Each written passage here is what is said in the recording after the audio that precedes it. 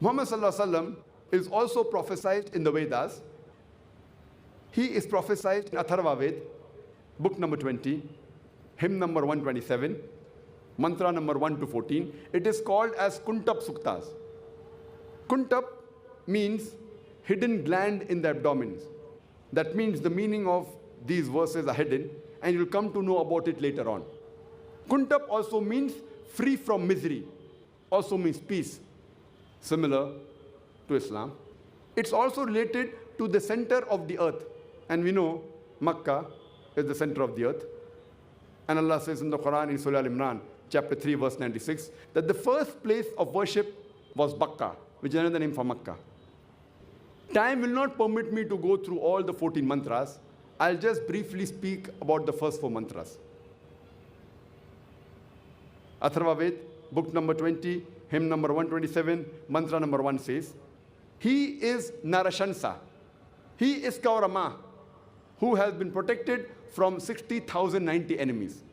Mantra number 2 says, he is a camel riding Rishi. Mantra number 3 says, he is Mama Rishi. Mantra number 4 says, he is Vashivis Reb. The first mantra says, he is Narashansa. Nar in Sanskrit means a human being or a man. Shansa means prashansa, praiseworthy. A man who is praiseworthy, which is exactly the translation of the Arabic word Muhammad, which was the name of the last and final messenger Muhammad sallallahu alaihi wasallam. It further says, he is Kaurama. One of the meaning of Kaurama is a prince of peace. And a beloved Prophet Muhammad sallallahu alaihi wasallam was a prince of peace. The other meaning is an immigrant. And we know Prophet Muhammad, peace be upon him, migrated from Makkah to Medina, and he was an immigrant.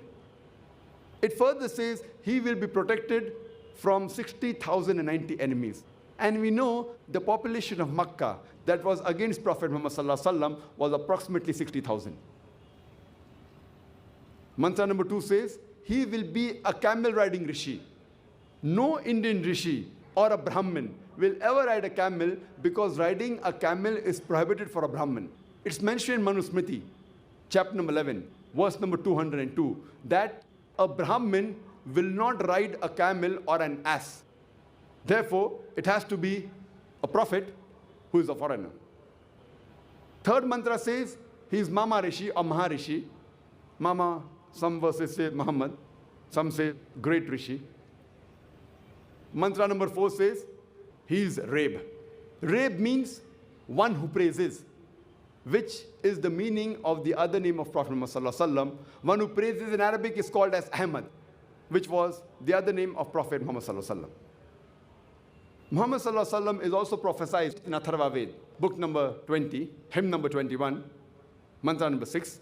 It says, it speaks about the battle of Azab, the battle of Alis, and it says that he will be protected from 10,000 enemies, and he will win the battle without fighting it. He will be a Karu. Now, Karu in Sanskrit means a person who praises. In Arabic, it means Ahmad, which is another name for Muhammad sallallahu alaihi wasallam. It says he will win the battle without fighting it. Talking about the battle of Azab, which was won without fighting it. And we know the approximate population, the enemies at that time, were 10,000. It further says in Atharva Ved, book number 20, hymn number 21, mantra number 7, that Almighty God will overthrow 20 kings, and he will protect the Abandhu from 60,099 enemies. Abandhu in Sanskrit means an orphan. The other meaning of Abandhu means praiseworthy, which is the translation of Muhammad into English, peace be upon him. So Abandhu in Sanskrit, if you translate to Arabic, means Muhammad sallallahu alaihi wasallam. It says that Almighty God will overthrow 20 kings.